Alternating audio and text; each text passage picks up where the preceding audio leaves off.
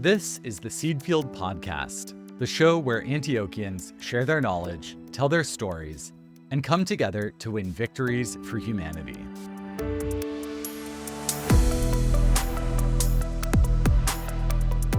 I'm your host, Jasper Nighthawk, and today we have a special story about Antioch Works for Democracy. This is a new initiative that just launched, and we thought that the launch of Antioch Works for Democracy gave us a great opportunity here at the Seed Field Podcast to do something a little bit different. So for today's episode, we've put together a story more like what you might hear on NPR, with the voices of some of the different people behind this initiative describing it to you. So to start off, what is Antioch Works for Democracy?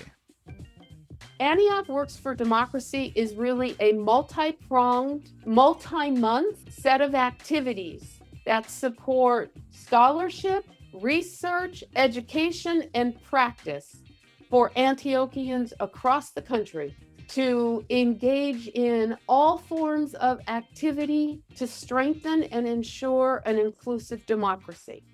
This voice you've been hearing describing what Antioch Works for Democracy is, that's Lorian Alexandre, one of the key organizers of this effort. I've been at Antioch for close to 35 years. Most currently, I'm working on communication efforts for the university, and within that, have the exciting role to help design, imagine, and manage the Antioch Works for Democracy effort. Antioch Works for Democracy has been in the works for the last 6 months or so. And full disclosure, I, Jasper, was part of the planning committee. So the way that we've set it up, it has 6 pillars: a voter registration drive, a series of speakers and panels, the fund for democratic initiatives, a space we're setting up to hear each other's voices on these issues, and sharing resources.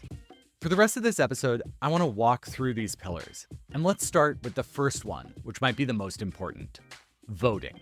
So the first pillar is getting out the vote. And we have contracted with an independent third party called TurboVote to create a site for Antiochians no matter where you live. You can register to vote if your state allows online registration. If not, there is information about where to go. Once you have registered or check your registration, then you will get reminders to get out the vote. So this was our way of trying to ensure that faculty, staff, students, and alumni, you don't need to have an Antioch email, can register to vote. Anyone can use this tool just by visiting antioch.turbovote.com. And if you didn't catch that, or you didn't have a pen handy, we're going to have a link to that and everything we discuss in our show notes. Now, before we get to the other 5 pillars, you might be wondering how this initiative came to be. After all, most other universities haven't set up special initiatives promoting democracy in this election year. To hear why Antioch is taking this path, we went ahead and asked the person who best knows the answer. I'm Bill Groves, and I'm Chancellor of Antioch University and Executive Vice President of the Coalition for the Common Good, an affiliation between Antioch University and Otterbein University. Most of higher education simply isn't prepared for the time. And I wanted Antioch to be a model for higher education as to how we might do a better job of developing citizens who can support democracy.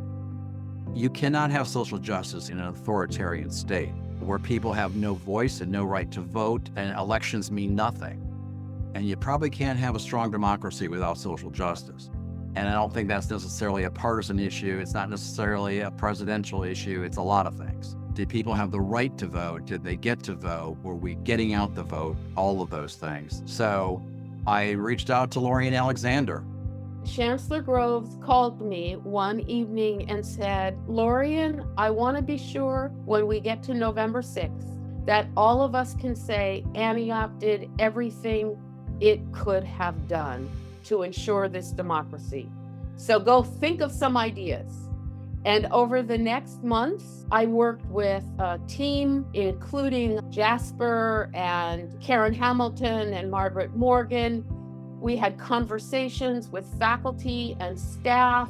I spoke with external experts on what higher education institutions are doing, and we came up with what we call Antioch Works for Democracy. So that's how Antioch Works for Democracy was started. It came out of a desire to serve the country by doing what universities do best: educating, talking, discussing, and taking action. This leads us perfectly to the next pillar: education for democracy. This consists of over a dozen speakers and lectures and panels around different topics related to democracy, and a book club. Here's Chancellor Bill Groves again. We have lined up a really nice group of authors and nationally known figures to speak on the various issues that relate to democracy, including women's rights, voting rights, etc. One of these events is going to be a panel organized by the university's anti-racist task force. Let's hear more about this from the co-chair of the anti-racist task force. My name is Stephanie Holmes Pickett. I use she, her pronouns, and I serve as the head of equity, diversity, inclusion, and belonging at Antioch.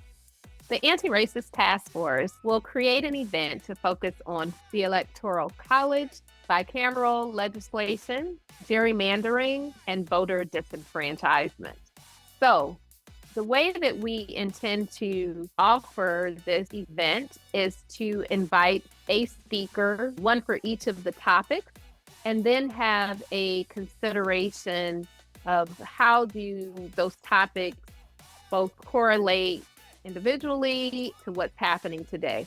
Thought it was really critical and important that we go over each of those concepts individually, because 1 out of 4 you may know, the others you may not be as connected to.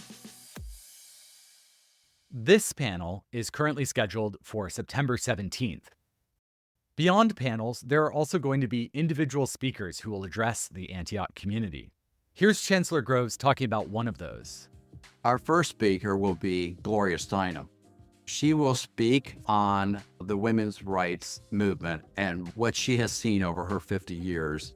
I am really excited to hear the interview with her and how she feels about this pushback to the 1950s in the women's rights and reproductive rights area. Other speakers will include a panel called Youth Saving Democracy that features 2 youth activists. There will be an event where Antioch alum and Board of Governors member Janet DeWart Bell reads from her recent book, Blackbird Singing: Inspiring Black Women's Speeches from the Civil War to the 21st Century.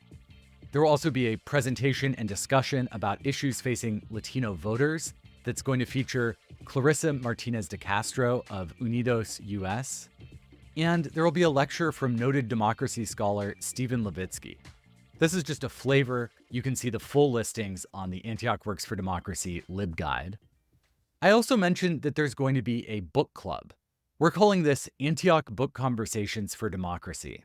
The acronym is kind of cute, it's ABCD. But the books under discussion are quite serious, and they include Ruth Ben-Ghiat's study of authoritarianism, Strongmen Mussolini to the Present. And we'll also be discussing the book Democracy Awakening by the noted historian and newsletter writer Heather Cox Richardson. These are open to all current Antioch students and employees, and they're being supported in a big way by Antioch's libraries. I'm Christine Forte. I'm Antioch University's head of libraries. There are 5 books that were chosen for the Antioch University community to read together, and we have purchased print copies of all 5 of those. And where possible, we have ebooks and even in some cases audiobooks that everyone in the Antioch community can check out. If you happen to be in locations where there are Antioch libraries, please come in. We have a display of these Antioch Works for Democracy books, and you're welcome to check them out. And if you're not, and what you would really like is a print book, I think almost everybody at Antioch University knows how to get them delivered to their home through our We Deliver interlibrary loan service. Please do that. If you have any questions about using ebooks or audiobooks at the Antioch University Library, or if you have hit some sort of stumbling block as you're trying to access one of these 5 books, please don't hesitate to reach out to one of our librarians or put a question in our Ask the Library service box. We're going to have a link in the show notes to the Antioch University Library's website and the We Deliver service, which I can attest is a fast and easy way to get books delivered right to your home. So between the speaker series and the Antioch Book Conversations for Democracy, that makes up Education for Democracy. The next pillar that I want to share is the Fund for Democratic Initiatives. This is a pot of $25,000 that Antioch's chancellor set aside to support grassroots events, organizing, and initiatives, and they're coming out of every campus and school here at Antioch. Here's Chancellor Bill Groves on the thinking behind this. Rather than try to define what might be done in that space, it was really an opportunity to ask our faculty and our staff to think about what their communities might need, since we are national and in very different communities across the country, and to make proposals on what they might do and to put a project together. We recently held an event to recognize the awardees of this funding, and we got to hear from many of the organizers about what they're planning to do over the next 4 months.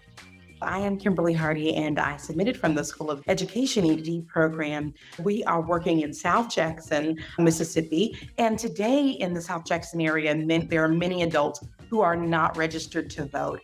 So we're partnering with 2 schools where the middle school and elementary school students will have a 4-part contest: art about democracy, a speech contest, poetry contest, and also an essay contest. And then at that event, we found that that's when our parents come out, when their kids are performing.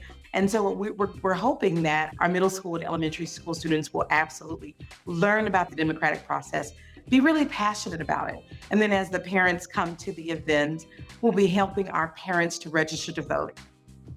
I'm Tomoyo Kawano, Director of the Dance Movement Therapy Master's Program, and I am here today with our first-year Dance Movement Therapy student, Olga Liapismazi. Thank you, Dr. Tomoyo. So the grounding principle that our proposal is really based off of is that one of the threats to democracy is our community's inability to collaborate across perceived lines of difference. And if we want to move towards that type of inclusive democracy, what we need is to be able to build our capacity to collaborate. And so our question with this proposal is, can focusing and integrating body activities and bodily experiences to a dialogue process increase individuals' capacity to be open to ideas that are different from their own?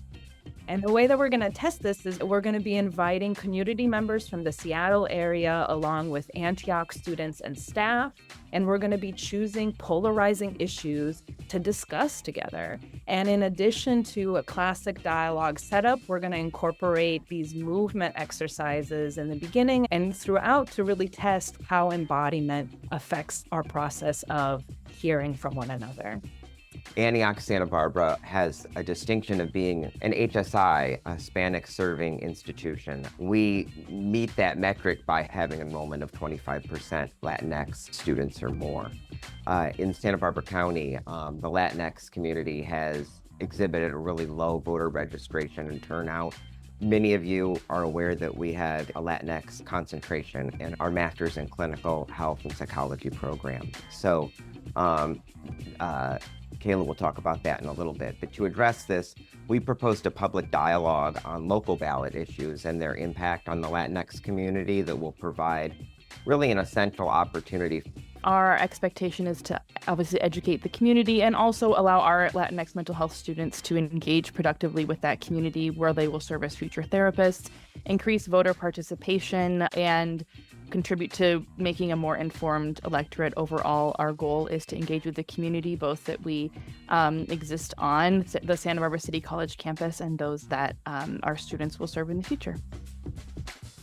So that's the Fund for Democratic Initiatives. And I think it dovetails really perfectly with the next pillar in Antioch Works for Democracy. I know this is a lot of different brand names, but stick with us.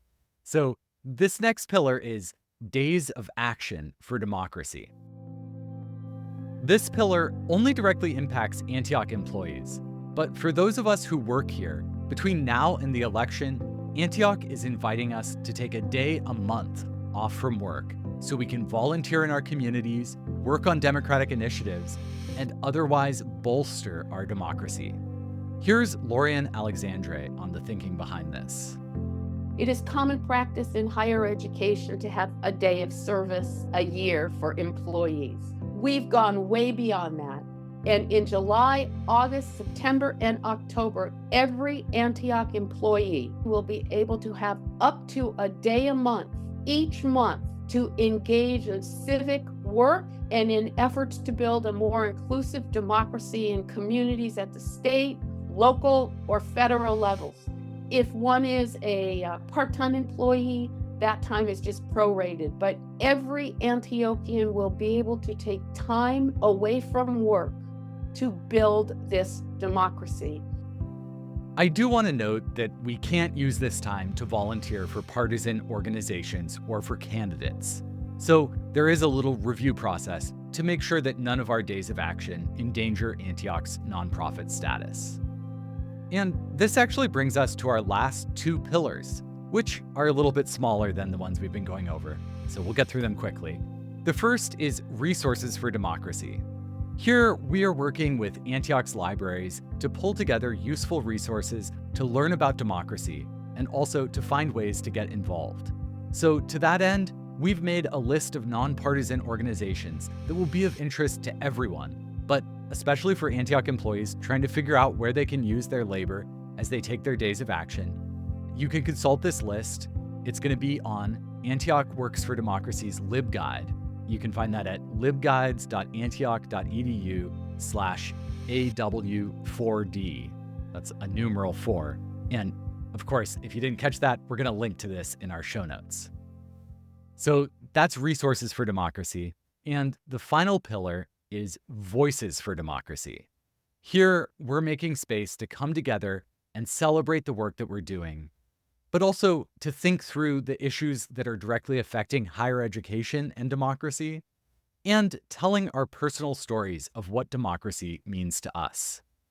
This is going to take the shape of chancellor's statements, news stories on Common Thread, and also personal essays from around the Antioch community that we're publishing through the Antioch Voices series. So that's it. That's Antioch Works for Democracy. And it's just getting started. We have so much planned for every week between now and the election in November. There are going to be so many ways for all Antiochians to get involved. And by all Antiochians, that means students and alumni and faculty and staff and everyone who makes up this university. Wherever you are, we hope to join you in this effort in the months to come. Here's Stephanie Helms-Pickett one more time. We need people to be invested. We need you to turn out. We need you to give voice, particularly for people that are associated with an institution like Antioch. This is within the bedrock of who we are. If we care about any kind of oppression, then we know that being active in our societal framework is being responsive to our mission and walking out who we are as Antiochians. The best place to learn more about Antioch Works for Democracy is by visiting our LibGuide at libguides.antioch.edu/AW4D. And if you're trying to figure out how that's spelled, just go to our show notes. We have a link. We post these show notes on our website, theseedfield.org, where you'll also find full episode transcripts, prior episodes, and more. The Seedfield podcast is produced by Antioch University. Our editor is Johanna Case. I'm your host, Jasper Nighthawk. Jen Mont is our web content coordinator. Stephanie Paredes, Lauren Arianzale, Grace Kerfman, Danny Lapointe, Lisa Wisner, Taiwana Davis, Diana Dinerman, and Natalie Obando are our work study assistants. Additional production help came from Karen Hamilton, Lorian Alexandre, Margaret Morgan, Bill Groves, Adrian Applegate, Jamila Gaskins, Amelia Bryan, Ashley Beavers, and Melinda Garland. Thank you for spending your time with us today. That's it for this episode. We hope to see you next time. And don't forget to plant a seed, sow a cause, and win a victory for humanity. From Antioch University, this has been the Seed Field Podcast.